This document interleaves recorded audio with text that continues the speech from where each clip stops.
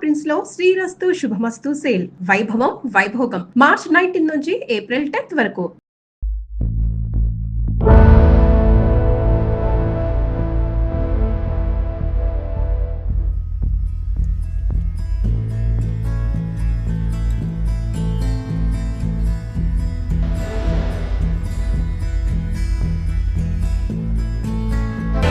YouTuber Vaishnavi హత్య నిజంగా మాదాపూర్ గ్రామంలో తీవ్ర విషాదం నెలకొంది. వైష్ణవి ఇంటి దగ్గర ప్రస్తుతం ఉన్నాం. ఆ రోజు చాలా బాగా కనిపించారు ఇద్దరు. కానీ ఆ దుర్మార్గుడు ఇంత దారుణంగా ఒక రాక్షసులాగా బిహేవ్ చేసి మా అమ్మాయిని చంపేశాడని చెప్పి ఇక్కడ ఉన్నటువంటి తల్లిదండ్రులు, అన్నలు, బంధువులు అందరూ కూడా చెప్తున్నారు. ఒకసారి ఇంటి లోపలికి వెళదాం. అక్కడ ఒక్కసారి క్లియర్గా మీకు ఒక్కసారి మళ్ళీ వివరించే ప్రయత్నం చేస్తాను. చూడండి, ఇది వైష్ణవి, అలాగే వైష్ణవి భర్త హరిబాబు ఈ ఇంట్లోనే ఉన్నారు. ఇక్కడ మీరు చూడొచ్చు, ఈ రూమ్ లో ఉన్నారు. ఆ వైష్ణవిని హత్య చేసే సమయంలో వాళ్ళు ఇక్కడే పడుకుని ఉన్నారు. అయితే ఇటు పక్కన ఇక్కడ రైట్ సైడ్ లో ఇటువైపు ఈ ఇంట్లో తల్లిదండ్రులు ఉన్నారు. వైష్ణవి అమ్మా నాన్న ఇందులో పడుకొని ఉన్నారు. ఆ రోజు రాత్రి వైష్ణవి భర్త హరిబాబు ఇక్కడ ఈ రూమ్ లో ఉన్నాడు. ఆ రూమ్ లోకే నేను వస్తున్నాను. ఆ రోజు ఉదయం సరిగ్గా 4 గంటలు అవుతుందండి. 4 గంటల సమయంలో ఒక అలికిడి జరిగినట్టుగా వాళ్ళ అమ్మ కూడా చెప్పింది. అలికిడి జరిగింది. ఆ సమయంలో వచ్చి డోర్ బదులు కొట్టి చూస్తే వాస్తవం మాకు తెలుసుండేది. కానీ మమ్మల్ని మైమరిపించే విధంగా ఏం జరగట్లేదు అన్నట్టుగా వీళ్ళేదో సరదాగా మాట్లాడుకుంటున్నట్టుగా యాక్టింగ్ చేసి, ఇక్కడ ఏమీ కానట్టుగా యాక్టింగ్ చేసి అతను మమ్మల్ని అందరినీ కూడా తప్పుదారి పట్టించాడు. ఆ తర్వాత ఇక్కడే ఈ వైష్ణవిని చంపేసి ఇక్కడ 2 మంచాలు ఉన్నాయి. ఆ 2 మంచాలకేసి తల బాగా కొట్టేసి ఆ తర్వాత ఒక కత్తి తీసుకొని ఆమె చేతుల మీద నుదుటి భాగంలో కత్తిపోట్లు బాగా కత్తితో పొడిచి చంపేశాడు. తర్వాత ఇక్కడ మంచం ఉంటే ఆ మంచం కింద కూడా ఆ వైష్ణవి మృతదేహాన్ని ఆ మంచం కింద పడేసి ఏమీ ఎరగనట్టుగా వెళ్ళిపోయాడు. ఇక్కడ పోలీసులు వచ్చారు.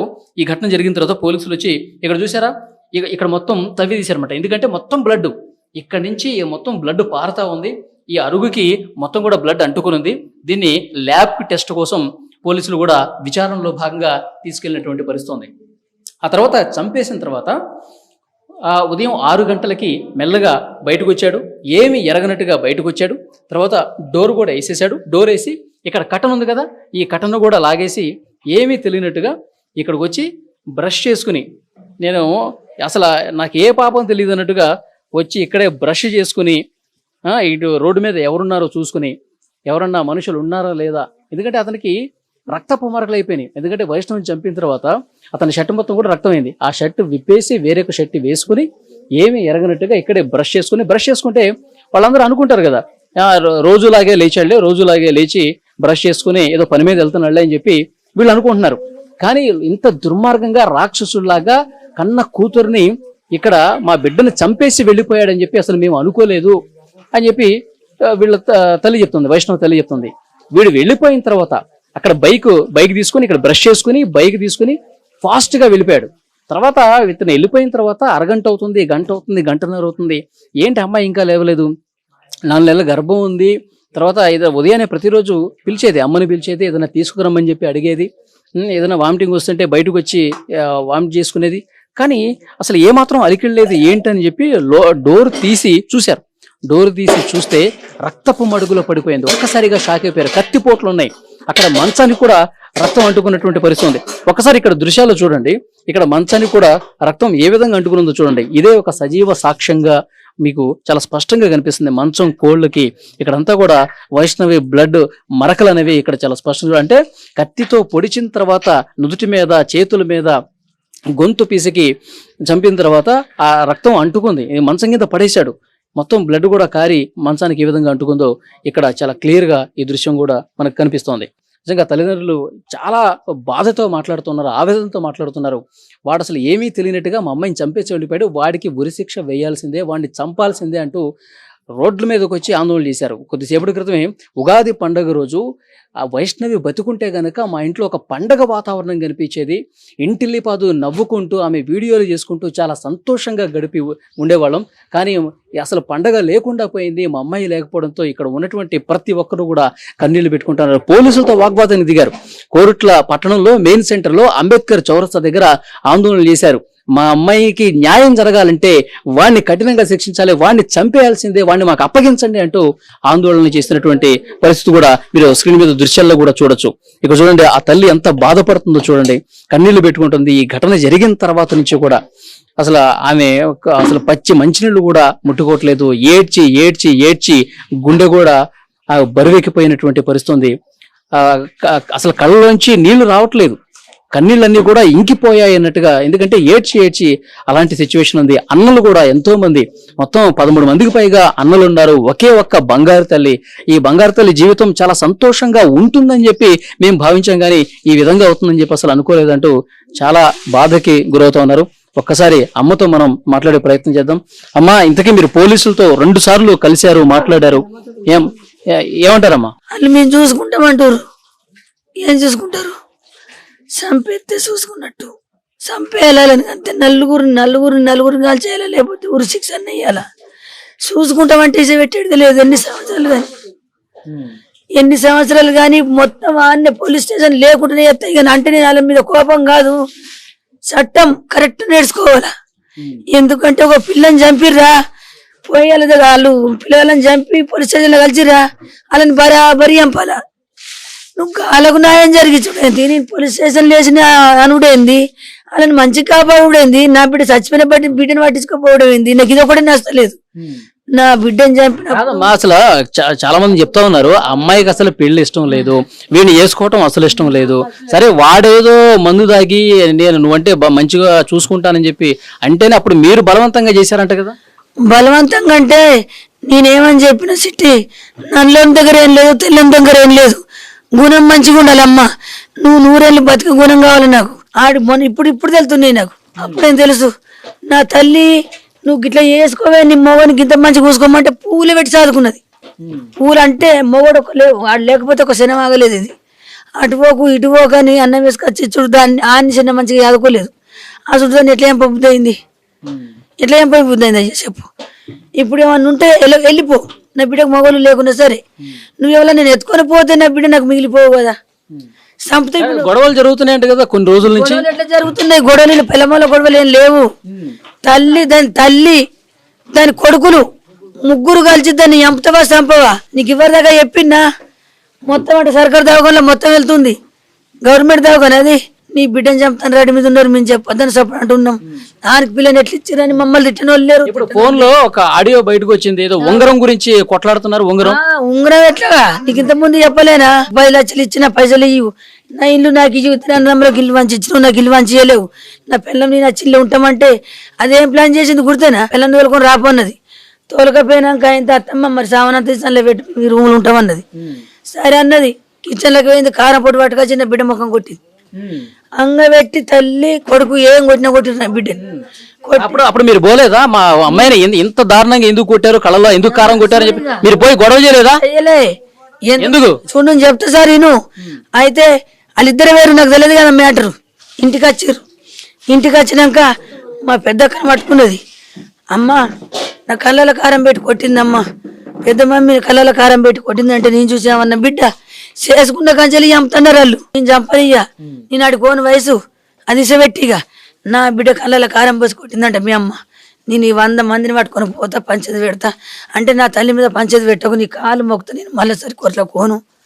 నేను ఈయన బత్తా నచ్చిన ఈయన బత్తా నీ బిడ్డను పట్టుకొని. తెలుసో తెలకపోయినా మా అమ్మ ఇత్తది కావచ్చు అని అడుగుతాను పోయినా, ఇట్లా కొడుతుందని నాకు తెలియదు. 10 మందిలో బదనం చేయకు. నాకు 50,000 లక్ష రూపాయలు అడగట్టాలంటే నా దగ్గర లేవత్తమ్మ. మనకు లేని పరిస్థితులు, నేను లేని పరిస్థితులు ఉన్నా సార్. ఇదొకటి నా దగ్గర రూపాయి లేని పరిస్థితులు ఉన్నా, మొత్తం బాగులే. 20 లక్షలు తీసుకురా, 20 లక్షలు తీసుకొస్తేనే నువ్వు ఇంటికి రా అన్నదంట వాళ్ళు. 20 లక్షలు తీసుకొని రా, నా ఇంట్లో నువ్వు ఉండాలంటే 4 ఎకరాల పొలం ఉండాలా, నీకు 1 కోటి రూపాయల ఆస్తి ఉండాలా. నిజం బదులని పిల్లని మాట్లాడిన 4 ఎకరాల పొలం ఇస్తున్నది, 20 లక్షలు ఇస్తున్నది. ఆ పైసలు ఇస్తే మీరు చచ్చిపోయేదాకా బతాం. రీకం లేదు సారు, రోజు తిట్టుడే, రోజు 12 ఒకటేగా 100 సార్లు 8 నెలల కంచెలు మాకు తిట్టని రోజు లేదు. అట్లా ఎవసే నేను దోలేం పని పట్టిన చంపుతారు. అలా అన్నదమ్ములు ఏం చేశారు, నాకు ఫోన్ చేసిర్రు, నీ బిడ్డను చంపేస్తామని. ఫోన్ చేస్తే నేను నమ్మపోకన్నా, అలా నా బిడ్డను కొట్టిపించినవా, తోలకపోయి నీ తల్లితో కొట్టిపించినవా అంటే అత్తమ్మ ఇప్పటి నుంచి లోననే కాలు మొక్కిండు, ఇప్పటి నుంచి పోను. వాళ్ళు చంపేస్తున్నారు పక్కనే, వాళ్ళు చంప. ఇప్పుడు ఇంకొంచెం ఉంటే నా పెళ్ళని నన్ను ఎంపూరు నటిస్తుండు, కొంచెం అయితే ఎంపూరు, నేను మళ్ళీసారి పోను, నాన్నలు కూడా అన్నారు చంపుతాని, ఇక నేను మళ్ళీ పోను అన్నాడు. ఫిక్స్ అయిండు. 3 రోజులకు తల్లిగారింటికి అయ్యిండు. పోయి ఆడ కూర్చొని అమ్మ ఏం చేయాలా, అన్నలు ఏం చేయాలా అంటే, అరే నిజామాబాద్ పిల్లని మేము మాట్లాడినాం, నిజామాబాద్ పిల్లని మాట్లాడినావు, నీకు 1 కోటి రూపాయలు ఆస్తి వస్తుంది, నువ్వు కట్టెన్ చేసినా చేయకుండా కానీ చచ్చేదాకా బతావు. దాన్ని ఎంపేసిరా, నాకు ఎమ్మెల్యే తెలుసు, అటు ఒక్క ఎమ్మెల్యే మాట మీదనే మనం బెయిల్ మీదనే బయటకు వస్తాం, మనకు కేసు లేదు, మనకు ఏమో శిక్షలు ఉంటాయి, మనం చంపరు. 10,000 ఒక 20 లక్షలు 10 లక్షలు బయట వాళ్ళ వారు పోతున్నట్టే మనం బయటకు వస్తాం. బరాబరి 3 కూర్చొని ఆయన చెప్పి తోలేసిరట. తోలేసినాక వాళ్ళు 3 రోజులు అక్కడ ఉన్నప్పుడు ఇదంతా ప్లాన్ పోలీసులకు చెప్పిండు, ఈడే హరిగాడే చెప్పిండు. హరిగాడు నిన్న రోకల బండిలోకి నిన్న పోలీసులు పొత్తికి ఫోన్ చేసిరు మాకు. ఫోన్ చేసి కొట్టంగా ఉన్న మాట, నా అన్నదమ్ములు కావాలంటే నీకు ధైర్యం కాకపోతే ఇంటికి వస్తాం, రాత్రి అలా నీ అత్తమ్మ వండిదాకా చూడు, ఆడికి వచ్చి చంపుతాం మేము అంటే, ఈడు ఒక్కడు మీద వేసుకుంటుండే కానీ వాళ్ళ అచ్చుడు 3 వచ్చిరు మా ఇంటికి. మా ఇంటికి 3 వచ్చిరు. అప్పుడు అమ్మాయిని చంపేటప్పుడు 3 వచ్చిర్రు. 3 వచ్చిర్రు. ఇగో సౌండ్ వినబట్టి వీళ్ళు చూసిరు ఇంటి ముంగటోళ్ళు. ఆయన పదే చెప్తుండు, నీ ఇంటికి మంది వచ్చిర్రు, నీ ఇంటికి మంది వచ్చిర్రు అంటే, కుక్కలు వచ్చినాయి మమ్మల్ని దొంగలు బింగలు వచ్చి ఓడి కొడతారు. నా బిడ్డ ఈ రోకల లొల్లి. మీరు పక్కనే ఉన్నారు కదా, మా పక్క రూమ్ లోనే పడుకుని ఉన్నారు కదా మీరు. పక్కనే వన్నాం, తలుపు కూడా పెట్టుకోలే, పక్కనే వన్నాం. పక్కన నాకు బగ్గరోలే ఆరోగ్యం మంచిగా ఉంటుంది, నా మోని కళ్ళు కనిపించాయి. గుడి మహారాజు మొత్తం కళ్ళు పోయినాయి. ఆయన చచ్చినోడు తెలియదు, బతికినోడు తెలియదు. ఇక నాకు బీపీ డౌన్, తిరుక్కుంటా కింద పడిపోతున్నా, గోళీలు తెచ్చుకుని బాగా పడిపోయినా. మా ఆయన దీనికి బాగా చెమటలు పోతున్నాయి, కూలర్ తెచ్చిన పక్కన పెట్టిండు. మూత కూలర్ మూత ఉండదా, సౌండ్ వచ్చింది, పండుకున్నా. అచ్చిర్రు పడ్డరిగా, మరి తల్లి వచ్చిందో లేదో తెల్లగాని మనిషి గంటకొక తిరిగి చెప్తుండు. మా అమ్మ వచ్చింది అంటుండు, మా 2 అన్నదమ్ములు వచ్చింది అంటుండు, మళ్ళీ నేను ఒక్కడిని చంపిన అంటుండు. ఒక్కడి చంపిన విషయం కాదు, వాళ్ళ అమ్మ 2 అన్నదమ్ములు వచ్చి. కాదు, ఈ గల్లీలో సీసీ కెమెరాలు ఏం లేవా? ఎవరు వచ్చారు, ఎంతమంది వచ్చారు తెలుస్తుంది కదా. సీసీ కెమెరాలు ఏడపడి సీసీ కెమెరాలు లేవు మా ఊళ్ళే, లేవు. గాడు ఉన్నాయి, కచ్చరిగాడు ఉన్నాయి. ఈ ఏరియా అంతా ఏ ఇంటికి సీసీ కెమెరాలు లేవు. వాళ్ళు నిజంగా 3-4 వస్తే ఎక్కడో చోట సీసీ కెమెరాలో కనబడతారు. మీ చెకప్ ఎత్తున్నాం కానీ కట్టున్నాయి సీసీ కెమెరాలు, ఈ మూలకు దిక్కులేదు. పోలీసులు మొత్తం చూస్తారండి, చూడాలి. వాళ్ళు ఎన్నికూరి ఎత్తన్నారు. వాళ్ళే కుటుంబం వచ్చి బరాబరి నా సిట్టమ్మని చంపి పేరు 3 రోజులకు చంపుతున్నారు. బరాబరి చంపిరు, నాకు న్యాయం జరిగేటట్టు చేయరు సార్, మీరు దండం పెడతా. ఇలా నా బిడ్డను చంపిరు, రేపు ఇంకో బిడ్డను కూడా చంపచ్చు. చంపి పోలీసు వాళ్ళకి కలుతారు. వాళ్ళ 2 ఏళ్ళ ఉంటారు, ఒక 10 లక్షల వారితే బయటకు వస్తారు. దానికి న్యాయం ఎట్లా? మళ్ళీ వేరే వాళ్ళని చంపుకుంటూ పోతారు, మళ్ళీ 4 రోజులు ఉంటారు, ₹1,00,000 వారిస్తారు, మళ్ళీ బయటకు వస్తారు. ఇట్లా బుద్ధి చెప్పకపోతే అందరికి ఎట్లా తెలియాలా? ఈ న్యాయం ఏదైనా నడుతుందా? ఒక అమ్మాయిని చంపిందంటే ఆన్ని నడి రోడ్డు మీద, లేకపోతే వెంటనే ఉరి శిక్ష అయ్యాలా. మీ కోపానికి, మీ ఆవేదనకి, మీ బాధకి అర్థం ఉంది. సో అది తల్లి ఆవేదన చూడండి, ఎంత బాధపడుతుందో. ఈ ఘటన జరిగిన తర్వాత కూడా ఏడుస్తూనే ఉంది. మా అమ్మాయికి న్యాయం జరగాలి, ఒక ప్లాన్ ప్రకారం వాడు హరిబాబు, వాళ్ళ తల్లి, అన్నలు అందరూ కూడా కలిసి ఇంటికి వచ్చి చాలా దారుణంగా మా అమ్మాయిని చంపేశారని చెప్పి బాధపడతా ఉంది ఆ తల్లి.